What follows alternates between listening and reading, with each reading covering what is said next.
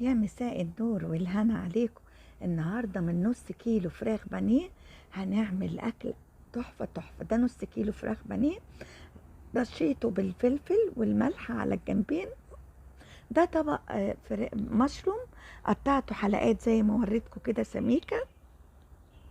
هنا حطيت معلقتين زبده وثلاث معالق زيت وهسيبهم لما يسيحوا ويسخنوا كويس قوي، علشان خاطر حتى مش مهم لو الزبدة مش هتعمل المرتة بتاعتها مش هتتحرق، مش هتلحق، بس لازم تسخنيها كويس عشان الفراخ ما تنزلش ميتها. وهبتدي احط الفراخ هنا اهوت تتقلي بالزبدة بقى. مش قادرة اقول لكم مع الملح والفلفل، يا الله ريحتهم تجنن تهبل.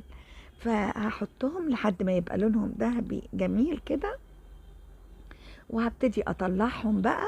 اطلع الفراخ دي اركنها على جنب، والصوص اللي نزل بقى في القلية دي من الزبدة والزيت، يا خبر يا خبر، هيخلي الفراخ طعمها روعة. فطبعا ما تقلقوش ان اللون فيه شوية حروقات من مية الفراخ او صوص الفراخ والفلفل. زي ما احنا شايفين النقط الغامقة دي هي بهاريز الفراخ.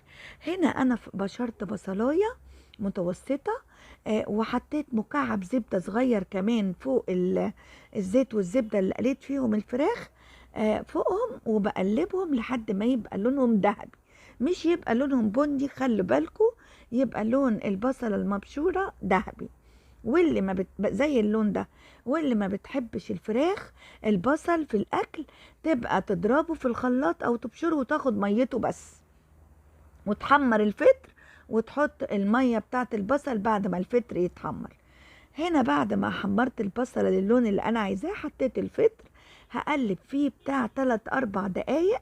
الفطر اول ما تحطيه بيروح شارب السوائل اللي في البصل وفي الطاسة، وبعد كده لما بيبتدي يتحمر بيفكها.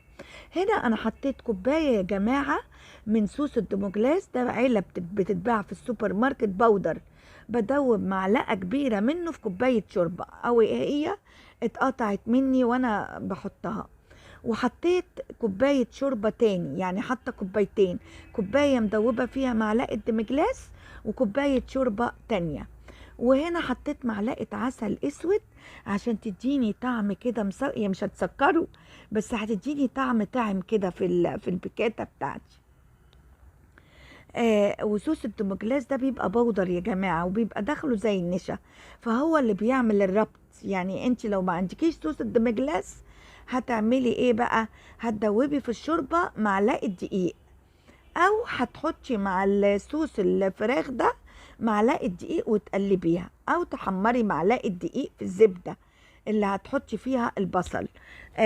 بس دوت حلول يعني تانية. لو انت مش لو انت ومش لازم تحطي كمان، ممكن ما تحطيش دقيق، تحطي معلقة نشا او معلقتين نشا على كوبايتين الشوربة. هنا بقى انا بعد ما غليت الشوربة وصوص الدومجلاس حطيت الفراخ بتاعتي المتحمرة علشان تستوي. والصوص شايفين مغطينها ازاي؟ هوطي بقى عليها النار خالص، شايفين انا بوريكم للوسط، وهنغطي عليها 15 دقيقة بس علشان الحاجات دي تتجانس. هنا ده انا بجيب كيلو القشطة وبحط كل معلقتين في كيس في الفريزر، وبطلعها لما بحتاجها بدل الكريمة اللباني. دي معلقتين قشطة بدوبهم بعد ما الفراخ بعد 20 دقيقة يا جماعة. اخر حاجة بحط معلقتين القشطة او نص كوباية كريمة لباني، وبسيبها 5 دقايق لما تسيح القشطة وتتجانس بعد 20 دقيقة، وانا موطية عليها النار. شايفين؟ بغرف الرز بتاعي. الرز ده يا جماعة محطوط عليه لبن، هبقى اوريكم الطريقة بتاعته. بيبقى طعمه طعم عايزة تاكليه حاف، مش عايزة حاجة جنبه. شوفي الفراخ بقى وجمالها وطعمتها، واخدة اللون البني المحمر على ذهبي، شكلها وريحتها وطعمها. يعني يمكن روان دخلت لي المطبخ 3 مرات يا ماما انا جعانة من الريحة اللي كانت مدمرة الدنيا. اتمنى يا رب الوصفة تكون سهلة وبسيطة، وهي منقذة. الوصفة دي منقذة وسريعة، ممكن تعمليها بمكعبات فراخ.